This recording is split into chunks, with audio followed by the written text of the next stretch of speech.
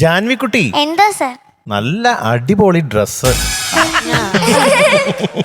ആ കൊച്ചു കഷ്ടപ്പെട്ട് ജാൻവിക്കുട്ടി, ഹോ ഭഗവാനെ നല്ലത് പറയണെന്ന് പറഞ്ഞപ്പോ നല്ല ഡ്രസ്.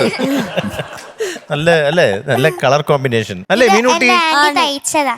ആന്റി ഉടുപ്പ് മാത്രമേ തയ്ക്കുള്ളൂ, ഷർട്ടും ഒക്കെ തയ്ക്കോ? ജുബ്ബ കുർത്തയൊക്കെ തയ്ക്കോ? ആയിരിക്കും, എനിക്കറിയില്ല.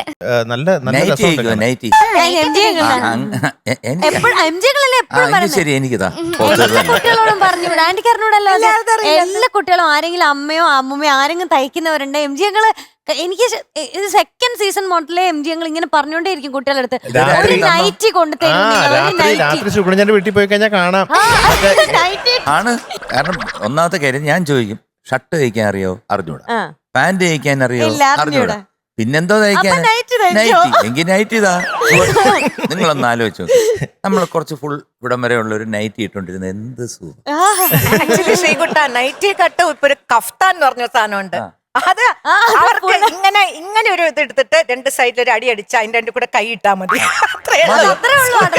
അതെങ്കിലും തയ്ച്ചു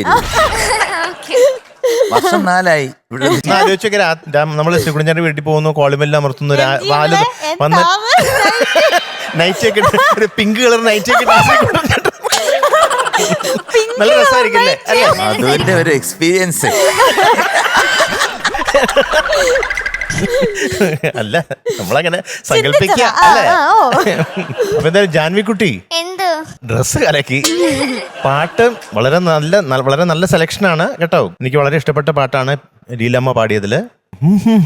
അതാണ് എനിക്ക് അത്ര അതെന്താന്നറിയില്ല, അത് കുറച്ച് ദിവസം മുന്നേ മൂക്കടിഞ്ഞിട്ടുണ്ടായിരുന്നു. അപ്പൊ ഇങ്ങനെ പാടിയപ്പോ അത് ശീലായി. പിന്നെ അത് ശരി. പിന്നെ ഇപ്പൊ അങ്ങനെ അതിനുശേഷം ഇങ്ങനെയാണ് പാടുന്നതല്ല, ഹമ്മിങ് ഒക്കെ. അത് കുറച്ചൊന്ന് അത് മൈൽഡ് ആക്കിയാൽ മതി കേട്ടോ.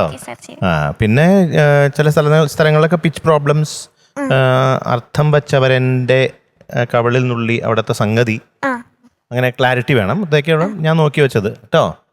അപ്പൊ കുറച്ചും കൂടി ഒന്ന് ശ്രദ്ധിച്ചാൽ ഇതിൽ നന്നായിട്ട് ജാൻവിക്കുട്ടിക്ക് ഈ പാട്ട് ഇട്ടിരിക്കുന്ന ഡ്രസ്സ് പോലെ വളരെ മനോഹരമായിട്ട് പാടാൻ സാധിക്കും. Okay, all the best.